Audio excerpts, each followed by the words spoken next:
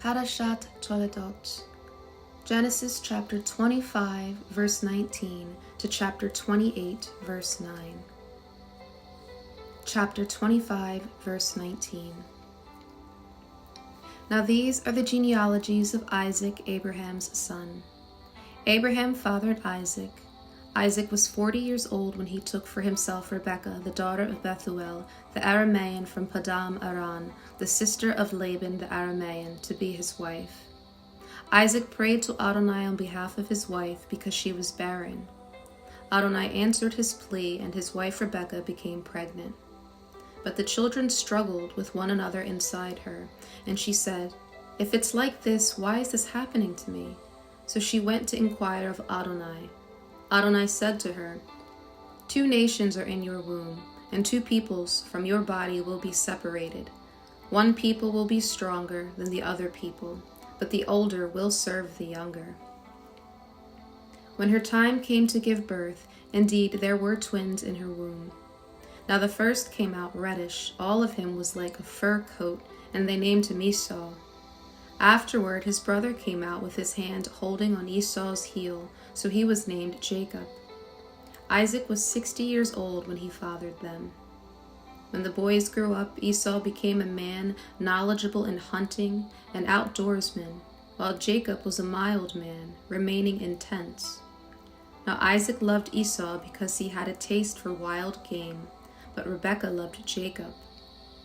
Now Jacob cooked a stew. When Esau came in from the field, he was exhausted.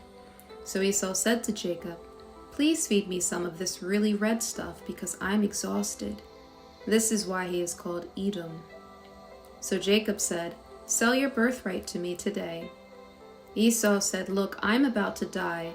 Of whatever use is this to me, a birthright?" Jacob said, "Make a pledge to me now." So he made a pledge to him and sold his birthright to Jacob. Then Jacob gave Esau bread and lentil stew, and he ate and drank, then got up and left. So Esau despised his birthright. Chapter 26. Now there was a famine in the land, aside from the previous famine that happened in Abraham's days.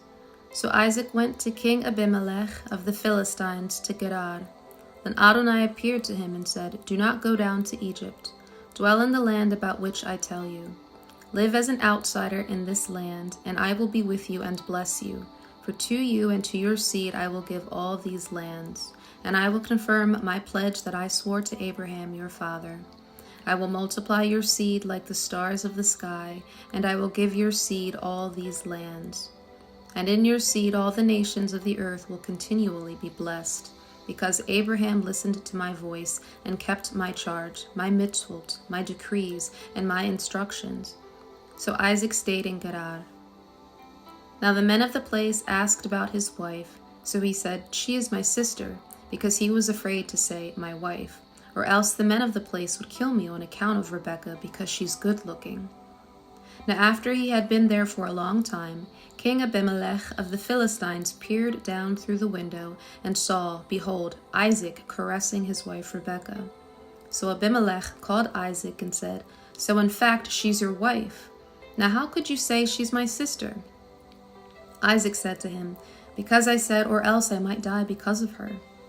Then Abimelech said, "What is it that you've done to us? One of the people could have easily slept with your wife, and you would have brought guilt on us."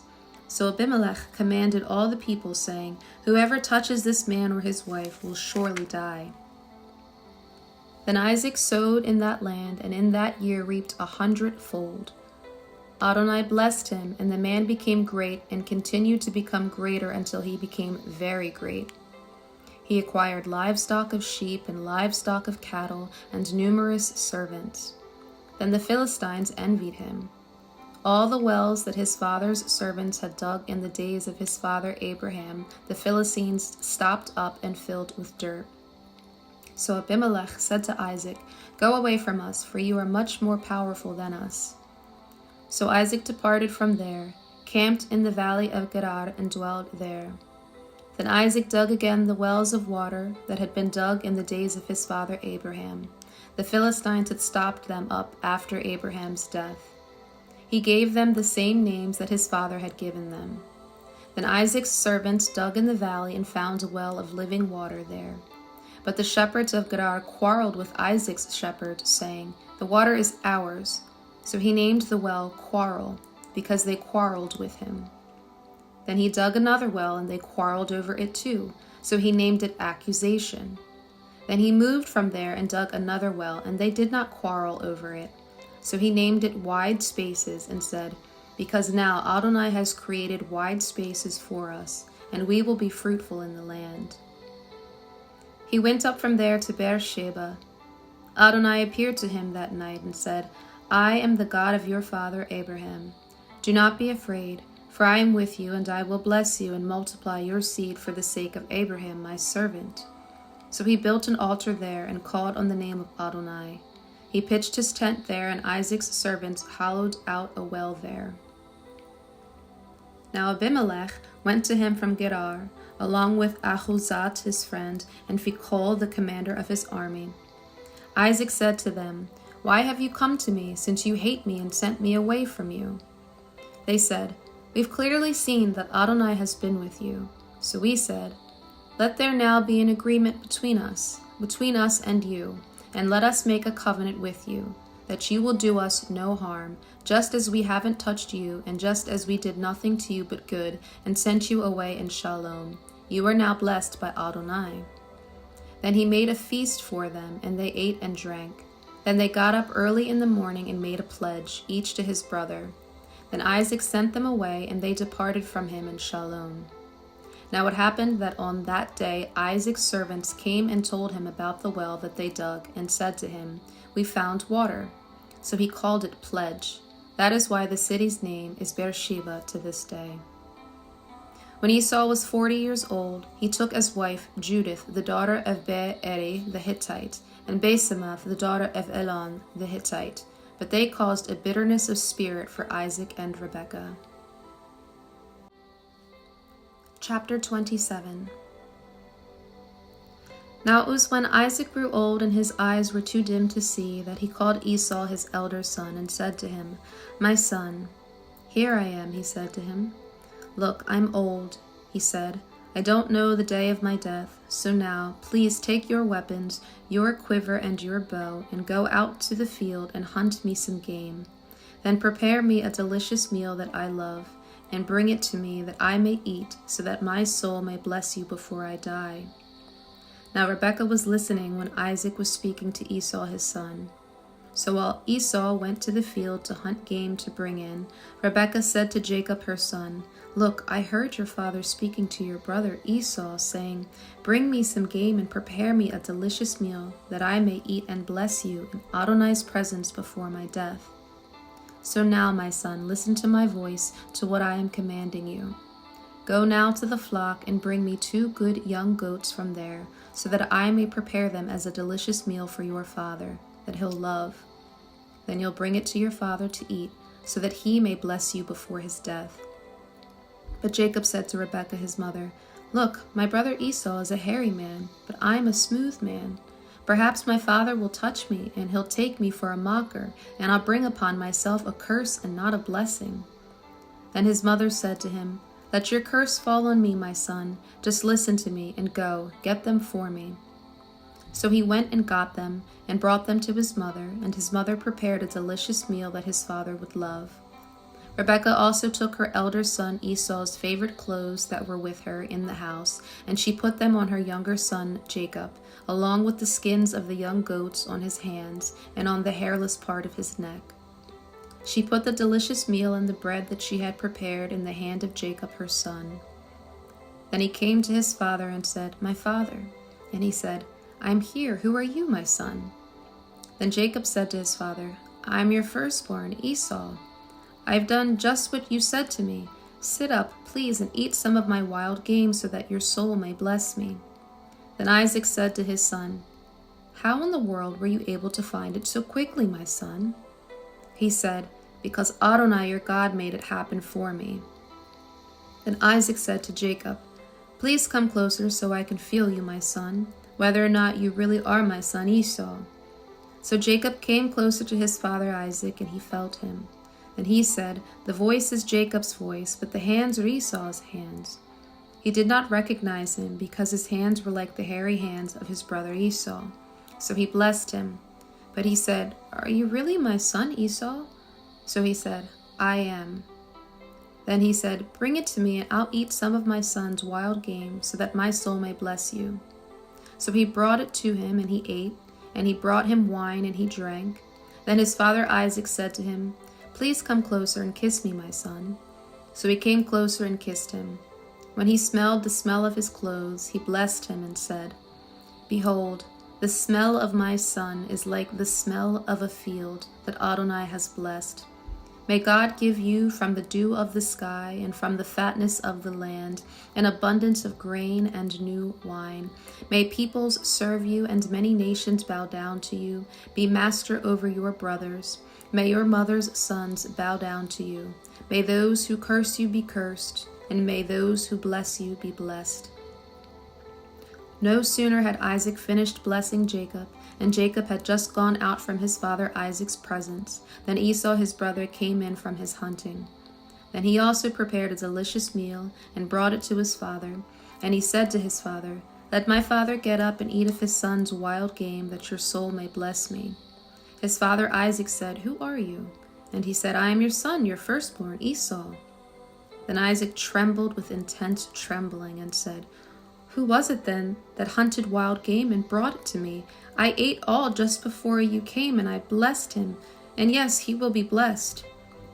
When Esau heard his father's words, he shouted with an intensely bitter groan. Then he said to his father, "Bless me too, father." Then he said, "Your brother came deceitfully and took your blessing." He said, "Is this why he was named Jacob, since he's tricked me twice already? My birthright he's taken. Look, now he's taken my blessing." Then he said, "Haven't you saved a blessing for me?" Isaac answered and said to Esau, "Behold, I've made him master over you, and all your brothers I've given to him as servants. I've provided him with grain and new wine. What then can I do for you, my son?" Esau said to his father, "Do you just have one blessing, my father? Bless me too, my father." And Esau lifted up his voice and wept. Then Isaac his father said to him, "Behold, away from the land's fatness shall your dwelling be, away from the dew of the sky above. By your sword shall you live, and your brother shall you serve. But when you tear yourself loose, you will tear his yoke off your neck." So Esau bore a grudge against Jacob because of the blessing with which his father had blessed him. And Esau said in his heart, "Let the time for mourning my father draw near, so that I can kill my brother Jacob." Now to Rebekah was reported the words of Esau her elder son. So she sent and called for Jacob her younger son, and said to him, "Look, your brother Esau is consoling himself about you with the thought of killing you. So now, my son, listen to my voice. Get up, flee to Laban my brother in Haran. Then stay with him a few days until your brother's rage subsides, until your brother's rage turns away from you, and he forgets what you've done to him. Then I'll send for you and get you back from there. Why should I lose both of you in one day?" Then Rebekah said to Isaac, "I am disgusted with my life because of the daughters of Heth. If Jacob takes a wife from the daughters of Heth like these women, from the daughters of the land, what is life to me?" Chapter 28. So Isaac called for Jacob, blessed him, commanded him, and said to him, "Don't take a wife from the daughters of Canaan. Get up, go to Padam Aram, to the house of Bethuel, your mother's father, and take for yourself a wife from there, from the daughters of Laban, your mother's brother. Now may El Shaddai bless you and make you fruitful and multiply you, so that you will become an assembly of peoples. And may he give you the blessing of Abraham, to you and to your seed with you, that you may take possession of the land you sojourn, which God gave to Abraham." Then Isaac sent Jacob away, and he went toward Padan Aram, to Laban, the son of Bethuel, the Aramean, the brother of Rebekah, the mother of Jacob and Esau. Now Esau saw that Isaac blessed Jacob when he sent him to Padam Aram to take for himself a wife from there, when he blessed him and commanded him, saying, "Don't take a wife from the daughters of Canaan." Jacob listened to his father Isaac and to his mother and went toward Padam Aram. Then Esau saw that the daughters of Canaan were contemptible in his father Isaac's eyes. So Esau went to Ishmael and took Mahalath, the daughter of Ishmael, Abraham's son, Nebaioth's sister, for his wife, besides his other wives. Malachi, chapter 1, verse 1 to chapter 2, verse 7. An oracle, the word of Adonai to Israel by Malachi.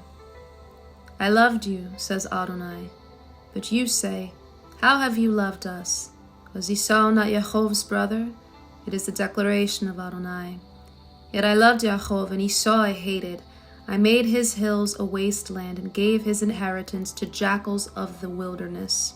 For Edom may say, we have been beaten down, but we will return and rebuild the ruins. Thus Adonai Tsavaot says, they may rebuild, but I will tear down. They will be called a wicked territory, the people Adonai denounced forever. So you will see, and you will say, may Adonai be magnified beyond the border of Israel. A son honors his father, and a servant his master. So if I am a father, where is my honor? If I am master, where is my reverence? Says Adonai Tsavaot. You, Kohanim, who despise my name. But you say, how did we despise your name? By offering defiled bread on my altar. But you say, how did we defile you? When you say, the table of Adonai is despicable. When you bring a blind one as sacrifice, is it not wrong? Or when you bring a lame or sick one, is it not wrong? Offer them now to your governor. Would he be pleased with you? Or will he acknowledge you favorably, says Adonai Tsavaot. So now, implore God's favor.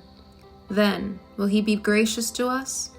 Since this has come from your hands, will he accept any of it from you, says Adonai Tsavaot. If just one of you would shut the doors and not light my altar uselessly, I have no delight in you, says Adonai Tsavaot, nor will I accept any offering from your hand. For from sunrise to its setting, my name will be great among the nations, and in every place incense will be offered to my name with a pure grain offering, for my name will be great among the nations, says Adonai Tsavaot. But you are profaning it when you say, the table of Adonai is defiled, and as for its fruit, its food despicable. You also say, it's so tedious, and you sniff at it, says Adonai Tsavaot. So you bring plunder, the lame and the sick, then you bring them as the offering. Should I accept this from your hand, says Adonai? Moreover, cursed is the deceiver who has in his flock a male, but makes a vow and sacrifices something blemished to my Lord. For I am a great king, says Adonai Tsavaot, and my name shall be revered among the nations. So now, Kohanim, this commandment is for you. If you will not listen, and if you will not take to heart to give glory to my name, says Adonai Tsavaot, then I will send the curse on you, and I will curse your blessings. Yes, indeed, I have cursed them, because you did not take it to heart.